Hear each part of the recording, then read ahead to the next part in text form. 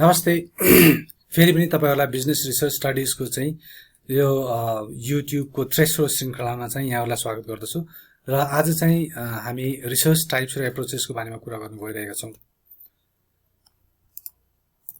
So types of रिसर्चका प्रकार। So generally चाहिँ हामीले जति पनि हाम्रो रिसर्चेसहरु हुन्छ हैन, जति पनि अनुसन्धानहरु हुन्छ त्यो अनुसन्धानहरुलाई चाहिँ हामीले दुई भागमा चाहिँ विभाजन गर्न सकिन्छ। दुई भागमा विभाजन गरेर हेर्न सक्छौं। एउटा चाहिँ फन्डामेन्टल अथवा आधारभूत रिसर्च हैन, जसलाई हामी पियर रिसर्च अथवा बेसिक रिसर्च पनि भन्छौं, र अर्को चाहिँ एप्लाइड अथवा प्र्याक्टिकल रिसर्च अथवा हामीले नेपालीमा भन्नुपर्दा व्यावहारिक रिसर्च हैन। यसरी आधारभूत र व्यावहारिक रिसर्च गरेर चाहिँ हामीले दुई भागमा चाहिँ सबै रिसर्चहरुलाई चाहिँ जनरली चाहिँ हामीले डिभाइड गर्छौं। सो आधारभूत रिसर्च फन्डामेन्टल रिसर्च चाहिँ हामीले केका लागि गरिन्छ त भनेर भन्दाखेरि चाहिँ अहिले एक्जिस्टिङ जुन नलेज छ हाम्रो हैन, त्यो नलेजलाई चाहिँ इन्हान्स गर्नको लागि र नयाँ नलेज डेभलप गर्नको लागि चाहिँ हामीले फन्डामेन्टल रिसर्च गरिन्छ हैन। सो यो फन्डामेन्टल रिसर्चले चाहिँ generation of new knowledge, new थ्योरीजहरु गर्छ र एक्जिस्टिङ थ्योरीजहरुलाई चाहिँ टेस्टिफाई गर्ने काम पनि फन्डामेन्टल रिसर्चले गर्छ हैन। सो यो रिसर्च कसले गर्छ त भन्दा जस्तै साइन्टिस्टहरुले भयो, स्टुडेन्ट्सहरुले हैन, अनि थ्योरिटिकल रिसर्चर्सहरुले उहाँले चाहिँ यस्तो किसिमको फन्डामेन्टल रिसर्च गर्नुहुन्छ भन्ने देख्नुहुन्छ है। जस्तै एक्जाम्पलको लागि चाहिँ study of factors impacting each stage of a product life cycle. कुनै पनि प्रोडक्टको लाइफ साइकलमा चाहिँ डिफरेन्ट स्टेजेसहरु हुन्छ हैन, त्यो प्रत्येक स्टेजलाई चाहिँ के तत्वहरुले चाहिँ असर पार्दो रहेछ हैन भनेर चाहिँ बुझ्नको लागि चाहिँ हामीले के गर्छौं त भन्दा फन्डामेन्टल रिसर्च गर्छौं, त्यसको बारेमा नलेज गेन गर्नको लागि है। सो अर्को चाहिँ एप्लाइड रिसर्च। व्यावहारिक रिसर्च चाहिँ हामीले किन गरिन्छ त भनेर भन्दाखेरि चाहिँ यस्तो किसिमको रिसर्चले चाहिँ हामीलाई कुनै प्रब्लम समस्या देखा परेको छ भनेदेखि चाहिँ त्यो समस्याको समाधान गर्नको लागि चाहिँ हामीले गरिने जुन रिसर्च हुन्छ त्यसलाई चाहिँ हामीले प्र्याक्टिकल अथवा एप्लाइड रिसर्च भनेर भनिन्छ हामीले हैन। सो यसको यो रिसर्चको जुन निचोड आएको हुन्छ त्यो निचोड चाहिँ हामीले डिसिजन मेकरलाई दिन्छौं र त्यो डिसिजन मेकरले चाहिँ त्यो रिसर्चको फाइन्डिङ्सको आधारमा रहेर चाहिँ उहाँहरुले त्यो प्रब्लमलाई कसरी सल्भ गर्ने भनेर डिसिजन लिनुहुन्छ हैन। सो यस्तो किसिमको एप्लाइड रिसर्चहरु चाहिँ म्यानेजर्सहरुले भयो हैन, त्यसपछि प्र्याक्टिकल रिसर्चर्सहरु अथवा रिसर्च फर्म्सहरु छन् आजकल हैन। सो उहाँहरुले चाहिँ यस्तो किसिमको एप्लाइड रिसर्च गर्नुहुन्छ। र जस्तै फर एक्जाम्पल यहाँ कस्तो किसिमको रिसर्च भन्दा how to improve production inefficiency of the firm हैन। कुनै पनि फर्मको कुनै पनि कम्पनीको चाहिँ उत्पादनमा सपोज ह्रास आइरहेको छ हैन, अथवा राम्रोसँग उत्पादन हुन सकिरहेको छैन भने त्यसको कारण के हो भनेर पत्ता लगाउने काम चाहिँ हामीले अप्लाइड रिसर्च मार्फत गर्छौं। नेक्स्ट चाहिँ एप्रोचेस इन रिसर्च। यो चाहिँ के हो भन्दाखेरि चाहिँ यो पनि एउटा रिसर्चको प्रकार नै हो, तर केका आधारमा भन्दा डेटाको आधारमा। हामीले डेटा कसरी संकलन गर्छौं र कसरी रिपोर्टिङ गर्छौं हैन, त्यसको आधारमा चाहिँ यदि हामीले रिसर्चहरुलाई चाहिँ विभाजन गर्छौं भनेदेखि चाहिँ यसलाई चाहिँ हामीले दुई भागमा विभाजन गर्न सकिन्छ। एउटा क्वालिटेटिभ रिसर्च एप्रोच छ, अर्को चाहिँ क्वान्टिटेटिभ रिसर्च एप्रोच हैन। सो यो क्वालिटेटिभ रिसर्च चाहिँ हामीले किन गरिन्छ भन्दा यसको उद्देश्य चाहिँ के हो भनेर भन्दाखेरि चाहिँ to understand phenomena from closer perspective हैन, एकदम डीपली अध्ययन गरेर हैन, क्लोजली कुनै समस्यासँग चाहिँ एकदमै क्लोज रहेर चाहिँ यदि त्यसको बारेमा चाहिँ कस्तो किसिमको धारणा छ, कस्तो किसिमको हैन इभेन्ट छ, कस्तो किसिमको अन्डरस्ट्यान्डिङ छ भनेर चाहिँ त्यसलाई बुझ्नको लागि, गहन रूपमा बुझ्नको लागि चाहिँ हामीले क्वालिटेटिभ रिसर्च गर्छौं भनेर देखन। क्वान्टिटेटिभ रिसर्चमा चाहिँ हामी के गर्छौं त भन्दा चाहिँ एउटा जेनरल कन्सेन्सस अथवा जेनरल फेनोमेना चाहिँ डेभलप भइसकेको हुन्छ। सो त्यो फेनोमेना चाहिँ लार्जर पर्सपेक्टिभमा अथवा लार्जर स्याम्पल्समा चाहिँ कस्तो छ भनेर हेर्नको लागि चाहिँ हामीले क्वान्टिटेटिभ रिसर्च गर्छौं हैन। सो एउटा क्लोजर वेमा गर्नको लागि हामी क्वालिटेटिभ गर्यौं भनेदेखि चाहिँ लार्जर वेमा हामीले कुनै फेनोमेनालाई चाहिँ हामीले डिस्क्राइब गर्नु छ भनेदेखि चाहिँ हामीले क्वान्टिटेटिभ रिसर्च गर्छौं। सो क्वालिटेटिभ रिसर्चमा चाहिँ कस्तो इन्फर्मेसनसँग हामी डिल गर्छौं भनेर भन्दा जस्तै अब पर्सेप्सन्स भयो हैन, फिलिङ्स भयो, भावनाहरु भयो हैन, एटिट्युड भयो, अनि बिहेभियर भयो हैन, व्यवहारहरु भयो हैन, यस्तो किसिमको इन्फर्मेसनसँग चाहिँ हामी क्वालिटेटिभ रिसर्चमा हामी डिल गर्छौं भनेदेखि चाहिँ जस्तै वेट हैन, वजन भयो, अमाउन्ट, रेट, जसलाई चाहिँ हामीले क्वान्टिफाई गर्न सकिन्छ। सो यस्तो किसिमको इन्फर्मेसन चाहिँ हामीले क्वान्टिटेटिभ रिसर्चमा हामीले युज गर्छौं, डिल गर्छौं। र क्वालिटेटिभ रिसर्चमा चाहिँ डेटा चाहिँ वर्ड्समा हुन सक्छ, इमेजमा हुन सक्छ हैन, अब्जर्भेसन्समा हुन सक्छ, सिम्बल्समा हुन सक्छ, कलर्समा हुन सक्छ हैन, भने क्वान्टिटेटिभ रिसर्चमा चाहिँ डेटा न्यूमेरिकल भ्यालुजमा हुन्छ है।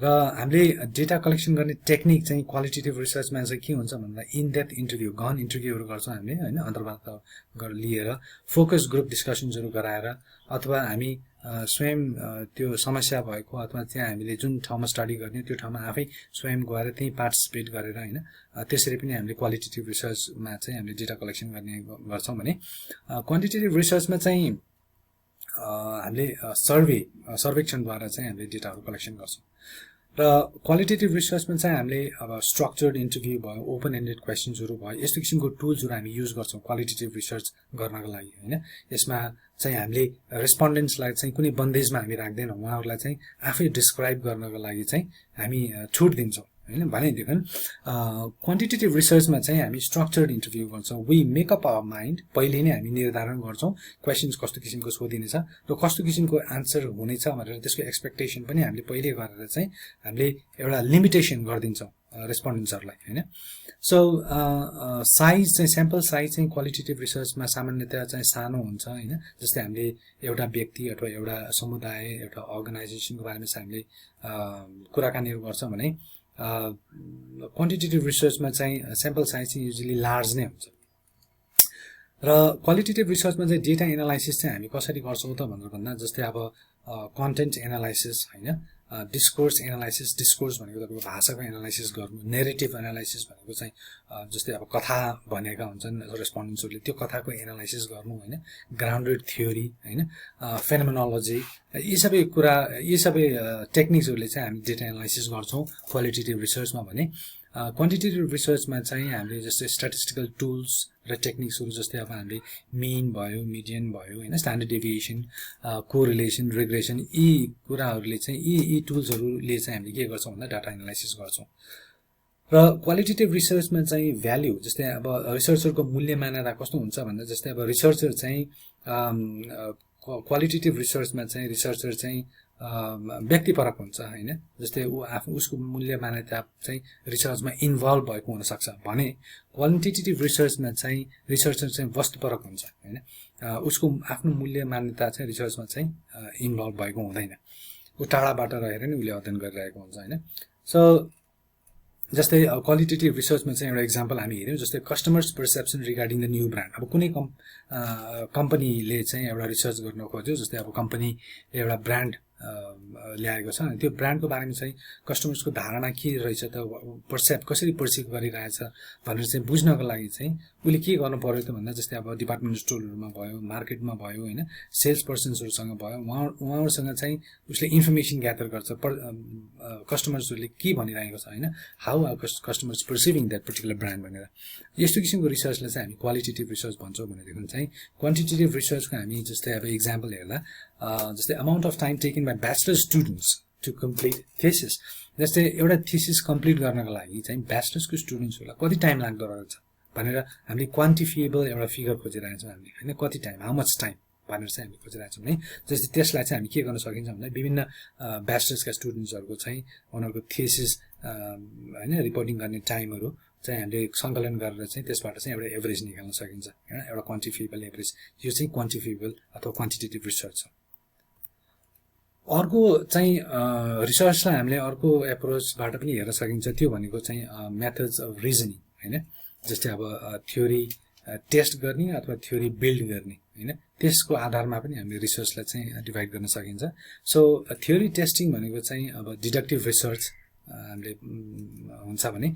थ्योरी बिल्डिङ भनेको इन्डक्टिभ रिसर्च डिडक्टिभ भनेको चाहिँ हामी एउटा थ्योरी हुन्छ त्यसलाई चाहिँ टुक्राएर सानो बनाउँदै चाहिँ हामी अब्जर्भेसनसम्म जान्छौं र त्यो थ्योरी सही हो या होइन भनेर त्यसलाई कन्फर्मेसन गर्छौं भने इन्डक्टिभ एप्रोच भनेको हामी त्यो सानो कुरा अब्जर्भेसन्सबाट चाहिँ हामीले एउटा प्याटर्न डेभलप गर्दै हामी थ्योरीसम्म पुग्छौं जस्तै अब हामी यहाँ हेर्न सक्छौं हैन डिडक्टिभ एप्रोचमा चाहिँ एउटा कुनै थ्योरी हुन्छ त्यो थ्योरीको बेसमा रहेर चाहिँ हामी हाइपोथेसिस फर्मुलेसन गर्छौं परिकल्पना बनाउँछौं हैन त्यो परिकल्पनाको आधारमा चाहिँ हामीले डेटा कलेक्सन्सहरु गर्छौं हैन डेटा एनालाइसिस गर्छौं अब्जर्भेसन्सहरु गर्छौं हैन त्यसपछि चाहिँ हामी अन्तमा गएर चाहिँ हामी त्यो हाइपोथेसिस हामीले जुन परिकल्पना हामीले डेभलप गरेका छौं त्यो चाहिँ सही हो या होइन त्यसलाई एक्सेप्ट गर्ने या रिजेक्ट गर्ने भनेर चाहिँ हामी कन्फर्मेसनमा पुग्छौं है सो एक्जाम्पलको लागि चाहिँ जस्तै अब यहाँ increase in price of good or service decreases its demand.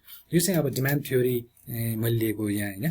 So यसले डिमान्ड थ्योरीले के भन्छ भन्दाखेरि कुनै पनि वस्तुको चाहिँ प्राइस यदि हामी इन्क्रिज गर्छौं भनेदेखि चाहिँ त्यसको डिमान्ड घट्छ भनेर चाहिँ हामीले त्यो थ्योरीले भन्छ हैन, डिमान्ड थ्योरीले. अब त्यही थ्योरीमा आधार रहेर सपोज हामी एउटा जूको म्यानेजमेन्ट हो हैन. सो जूको म्यानेजमेन्टले चाहिँ टिकटको प्राइस बढाउन खोजिरहेको छ भनौं है. सो हामीले हाइपोथेसिस त्यो यदि त्यो थ्योरीलाई हामीले त्यो डिमान्ड थ्योरीलाई हामीले मान्ने हो भनेदेखि चाहिँ हामीले हाइपोथेसिस परिकल्पना कसरी डेभलप गर्यौं त भन्दा people will not visit zoo if ticket price is increase हैन. यदि हामीले टिकटको प्राइस इन्क्रिज गर्यौं भनेदेखि चाहिँ people will not visit. Why? Because त्यो एक्सपेन्सिभ हुन जान्छ, त्यसको डिमान्ड घट्छ हैन. त्यो हाइपोथेसिस हामीले गर्यौं. र त्यसपछि हामीले के गर्यौं त भन्दाखेरि त्यसैको आधारमा चाहिँ रहेर जस्तै हामीले अब्जर्भेसन्सहरु सुरु गर्यौं हैन. हामीले सपोज यो चाहिँ अब टिकटको मूल्य बढाउनु भन्दा अगाडिको डेटा र टिकटको मूल्य बढाइसकेपछिको डेटा जस्तै यसलाई एक्सपेरिमेन्टल रिसर्च डिजाइन भन्छ हैन. सो यस्तो किसिमको डेटाहरु हामीले कलेक्सन गर्यौं र हामी भेन्यूमै गएर हामी इन्टरभ्यूहरु पनि गर्यौं हैन रेस्पोन्डेन्ट्सहरुसँग.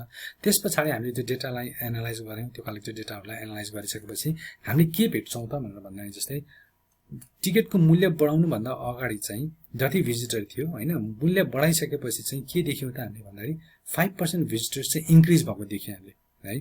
सो 5% भिजिटर्स इन्क्रिज हुनु भनेको मतलब के भन्दाखेरि चाहिँ हामीले हाइपोथेसिस के बनाएको थियौं भन्दाखेरि चाहिँ पीपल विल नट भिजिट भन्नाले पीपल टिकटको प्राइस बढाएपछि हामीले भिजिटर्सहरु चाहिँ आउँदैनन् भन्ने चाहिँ हामीले हाइपोथेसिस गराएको थियौं हैन. तर हाम्रो कन्फर्मेसनमा हामीले त्यो एनालाइसिस गरेपछि के देख्यौं त भन्दाखेरि चाहिँ टिकटको प्राइस बढाइसकेपछि चाहिँ पहिला जति भिजिटर्स आउँथे त्यो भन्दा 5% अझै भिजिटर्सहरु बढे हैन. भनेपछि हामीले हाइपोथेसिस जुन गराएको थियौं त्यो अब एक्सेप्ट गर्ने कि रिजेक्ट गर्ने त भन्दा त्यो obviously रिजेक्ट गर्ने भनेपछि त्यो थ्योरी चाहिँ हाम्रो यो केसमा चाहिँ काम लागेन हैन. काम लागेन इन द सेन्स त्यो थ्योरी चाहिँ ठ्याक्कै बस्न सकेन यसमा हैन. किनकि कस्तो हुन्छ भन्दाखेरि चाहिँ यो डिटेक्टिभ हामीले रिसर्च गर्दाखेरि चाहिँ अरु फ्याक्टर्सहरु पनि हुन्छ जसले चाहिँ इम्प्याक्ट पारिरहेको हुन्छ, त्यो ख्याल गर्नुपर्ने हुन्छ हामीले. अर्को चाहिँ जस्तै इन्डक्टिभ रिसर्च. इन्डक्टिभ रिसर्च भनेको चाहिँ जस्तै अब हामी सानो सानो अब्जर्भेसन्सबाट सानो सानो डेटाहरुबाट चाहिँ हामीले पहिला सुरु हैन त्यसबाट चाहिँ एउटा प्याटर्न डेभलप गर्छौं हैन, के कस्तो किसिमको प्याटर्न छ भनेर. अनि त्यो प्याटर्नको आधारमा चाहिँ हामीले एउटा टेन्टेटिभ हाइपोथेसिस डेभलप गर्छौं हैन.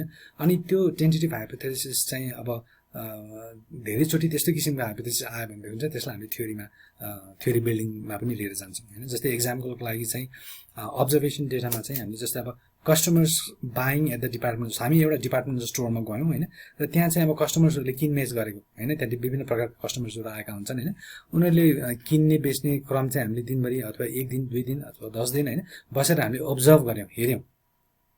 अनि त्यहाँ अब्जर्भ गरेको प्रत्येक कुराहरु चाहिँ हामीले टिप्दै हामीलाई जे चाहिने हो त्यो टिप्दै लिएर आयौं हामीले हैन. त्यसपछि हामीले के गर्यौं त भन्दा त्यो अब्जर्भेसन्सलाई हामीले एउटा छर्यौं. त्यसपछि त्यसमा प्याटर्न खोज्यौं हामीले कस्तो किसिमको प्याटर्न छ भनेर.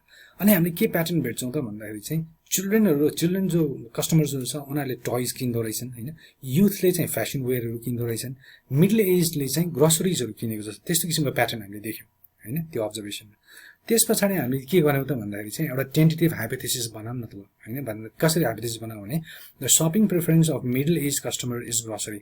हामीले चाहिँ अब मिडल एजले चाहिँ ग्रोसरी शपिङ गर्दो रहेछ भनेपछि चाहिँ हामीले अब लन्त अब प्राय चाहिँ हामीले अब एउटा परिकल्पना के बनायौं भन्दाखेरि चाहिँ मिडल एज ग्रुपको जुन पिपल हुन्छ तिनीहरुले चाहिँ डिपार्टमेन्ट स्टोरमा गयो भनेदेखि चाहिँ ग्रोसरी नै किन्दो रहेछन् भनेर चाहिँ एउटा टेन्टेटिभ हाइपोथेसिस बनाए. अब त्यो हाइपोथेसिस हाम्रो अरु अब्जर्भेसनहरुबाट पनि त्यस्तै किसिमको हाइपोथेसिसहरु डेभलप हुँदै गयो भने त्यसलाई हामी फेरि टेस्ट गर्छौं. टेस्ट गरिसकेपछि चाहिँ हामीले के हुन्छ भन्दाखेरि टेस्ट गरिसकेपछि त्यो यदि त्यो एक्सेप्ट भयो भनेदेखि चाहिँ अथवा त्यो रिजेक्ट भयो कसरी हुन्छ त्यसपछि चाहिँ हामीले त्यसलाई थ्योरीको रूप दिन्छौं हामीले हैन. जस्तै अब यो टेन्टेटिभ हाइपोथेसिस पछाडी चाहिँ हामी त्यो थ्योरीको रूपमा जाँदा keeping other factors constant grocery shopping is done by middle age customers. अरु कुराहरुलाई हामीले कन्स्टेन्ट राखेर हैन हामीले हेर्दाखेरि चाहिँ हामी के देखिन्छ त भन्दाखेरि चाहिँ ग्रोसरी शपिङ कसले गर्छ त भन्दा मिडल एज कस्टमर्सले ग्रोसरी शपिङ गर्छ भनेर एउटा थ्योरी डेभलप भयो यसरी हैन. सो यसरी अब्जर्भेसनबाट थ्योरीसम्म पुग्ने यो चाहिँ के हुन्छ बटम टु टप र अर्को डिडक्टिभ भनेको top to bottom approach. So यसरी चाहिँ हामीले यस्तो किसिमको एप्रोचबाट यस्तो किसिमको रिजनिङबाट गरिने रिसर्चलाई हामीले डिडक्टिभ रिसर्च र इन्डक्टिभ रिसर्च भनेर भन्छौं. So I hope you all understood different types and approaches of research. र नेक्स्ट भिडियोमा चाहिँ हामी युनिट 1 कै अरु 2-4 वटा टपिक्सहरु छ त्यसमा चाहिँ हामी डिस्कस गर्ने छौं so if you like this video so please do not forget to like, subscribe and share this. Thank you so much.